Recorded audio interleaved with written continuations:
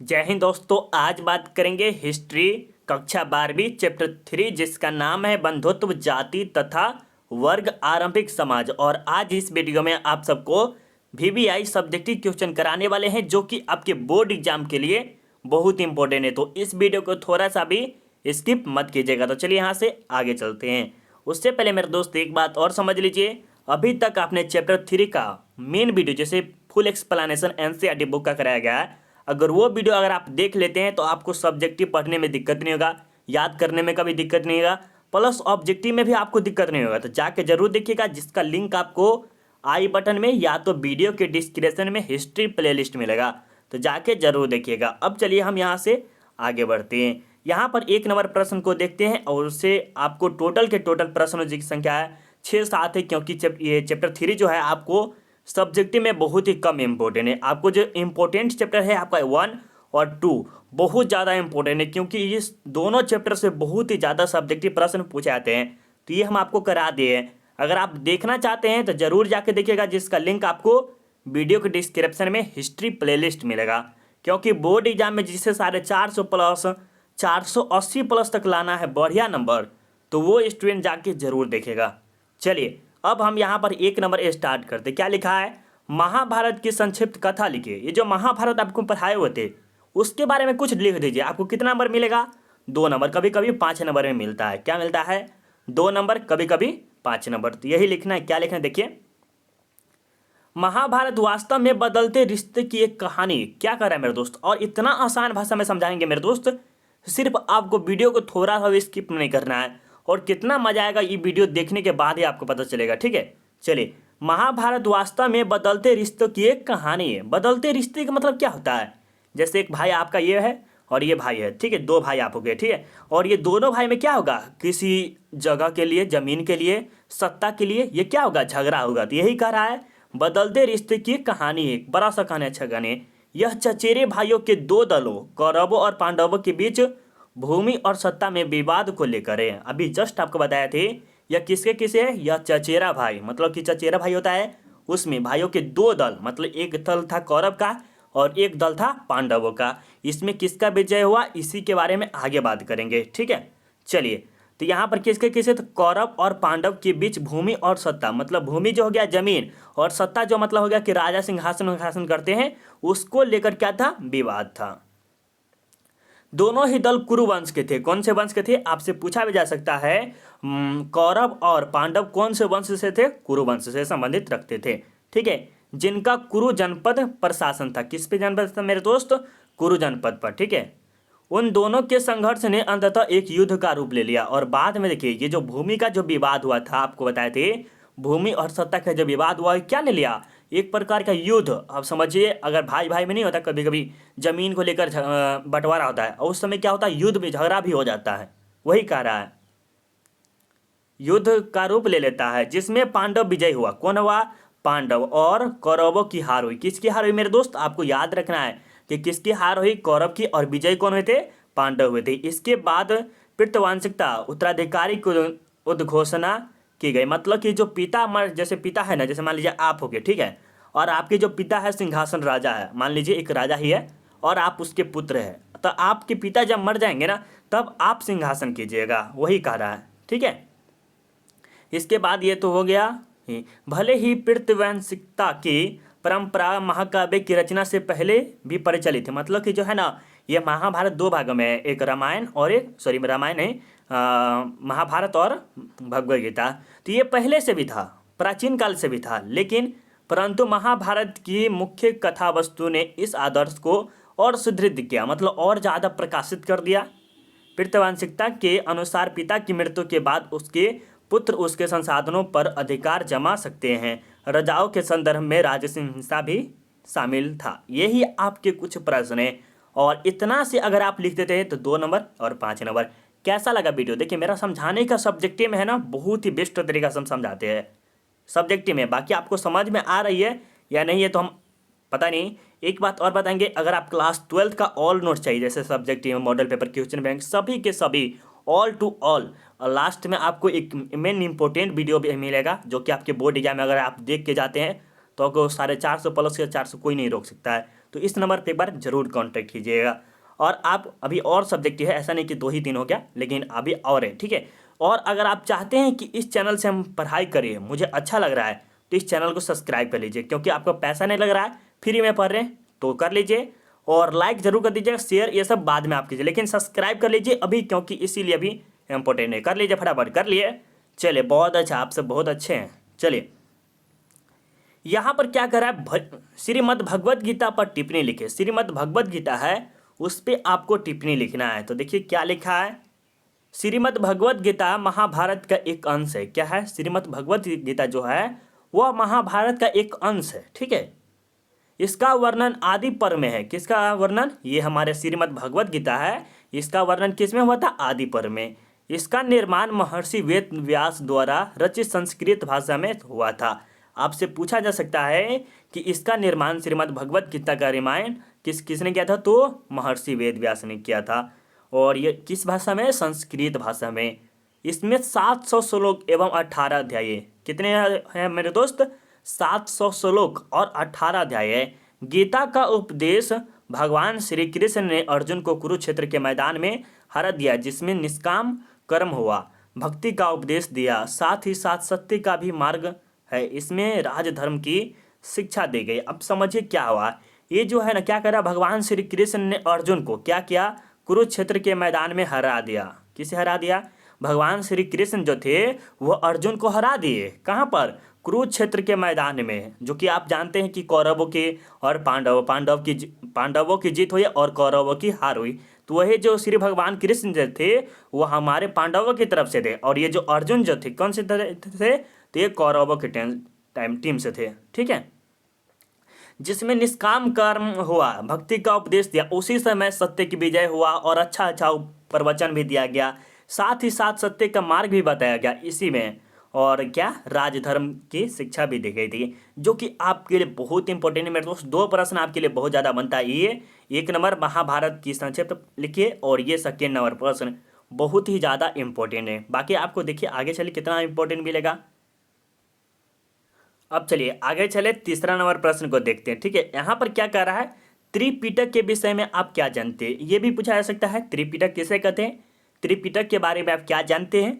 किसी न प्रकार से आपको प्रश्न पूछेगा, सिर्फ त्रिपिटक देखेंगे तो आप इतना उत्तर देंगे तो आपको 2 नंबर देगा, क्योंकि यह प्रश्न बहुत ही बार पूछा गया है, तो इस पर थोड़ा सा ज़्यादा ध्यान देंगे। चलिए, क्या कह रहा है, त्रिपिटक शाब्दिक अर्थ 3 टोकरियों होता है।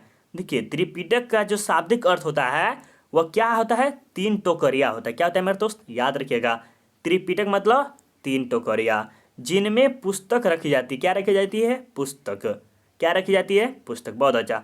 बुद्ध की मृत्यु के पश्चात उनके अनुयायियों ने, अनुयायी मतलब शिष्य, वो जो क्या किए, उनके शिक्षाओं का संकलन 3 पिटकों, सुत पिटक, विनय पिटक और अभिधम पिटक में किया गया था। यहाँ पर अभिधम पिटक होगा, कुछ और लिखा है। क्या लिखा है, अभिधम धम पिटक में क्या में लिखा था मेरे दोस्त, इसके 3 पिटक थे। क्या कौन था, स्तुत पिटक, विनय पिटक और अभिधम पिटक। थोड़ा सा लिखा हुआ गलत है, इसे आप सुधार लेंगे, ठीक है।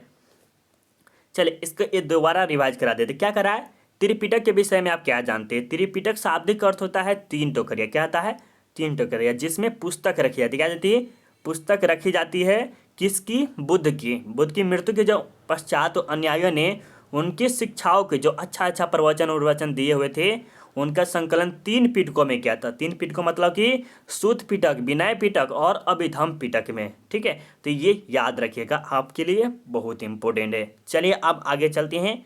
यहाँ पे क्या कह रहा है 4 नंबर प्रश्न में कि महाभारत में वर्णित विवाह के प्रकारों का नाम लिखिए।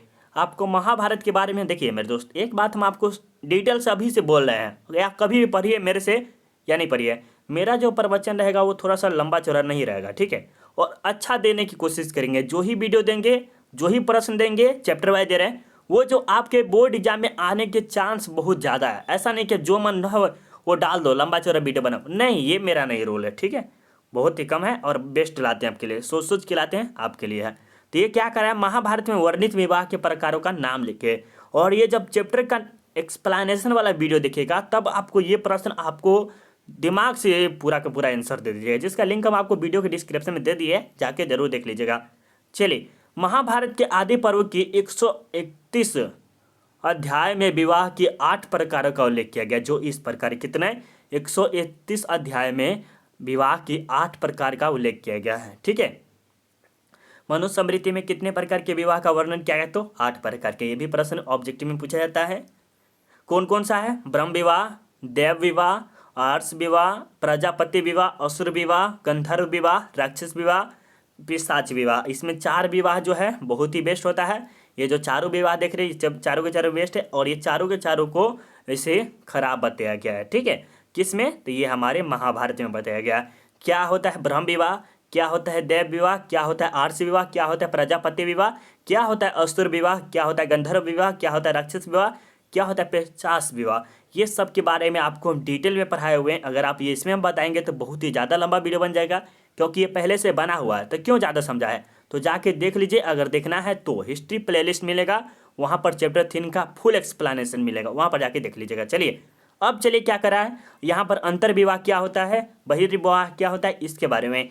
एक समूह या एक गोत्र, मतलब एक समूह हो एक ही गोत्र हो, एक जाति या एक स्थान, एक जाति भी एक स्थान ही हो। जैसे मान लीजिए यहाँ पर हम गोल घर बांध दिए, एक समूह है, एक गोत्र है और एक ही जाति है और एक ही स्थान है। ये सब कहाँ मिलता है? एक ही जगह पर। निवास करने वाले स्त्री पुरुष के बीच होने वाले विवाह को हम अंतर विवाह कहते हैं। ठीक है, तो ये आपका अंतर विवाह में थे। जैसे मान लीजिए एक समझिए एग्जाम्पल में, कोई जाति है, ये जाति एक जाति, ठीक है, और यहाँ पर एक लड़का है, यहाँ पर एक लड़की है, ठीक है, और इन दोनों का घर एक ही है। तो ये क्या में जा सकता है? Love marriage. कभी कभी लव मैरिज में भी दूर दूर होता है, समझिएगा, तो कभी गाँव में भी होता है, ये भी होता है, तो उसे हम क्या कह सकते हैं? अंतर विवाह कहेंगे। ठीक है, ये समझ में आ गया। चलिए थोड़ा सा और आगे चलते हैं। यहाँ पे 6 नंबर में क्या करा? बहिर्विवाह क्या होता है?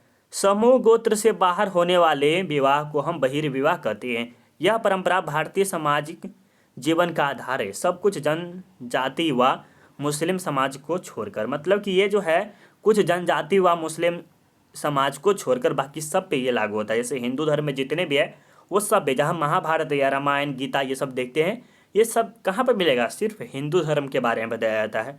और ये जो कुरान होता है ये सब मुस्लिम पे बताया जाता है। तो यही क्या कह रहा है? समूह गोत्र को बाहर होने वाला, मतलब कि मान लीजिए जगह भी अलग होगा, यहाँ से अलग होगा, गोत्र भी अलग होगा, जाति भी अलग होगा, वो मान ले सकते हैं। लव मैरिज भी कर सकते हैं, क्योंकि ये जाति नहीं देखा जाता उसमें, तो ये हो सकता है। तो इससे मानिए क्या विवाह मानिएगा? बहिर्विवाह मानिएगा। ठीक है, चलिए इसके बाद बहुत ही कम है, ये प्रश्न आपका 5 नंबर ही है, जो कि याद कर लीजिएगा तो और अच्छी बात है। चलिए 7 नंबर प्रश्न क्या कह रहा है? वर्ण व्यवस्था क्या है? वर्ण व्यवस्था क्या है, इसके बारे में आपको पूछा जा रहा है। तो वर्ण व्री धातु से बना है। क्या बना है? वर्ण जो है व्री धातु से बना है, जिसका अर्थ वर्ण करना या चुनना होता है। क्या होता है मेरे दोस्त?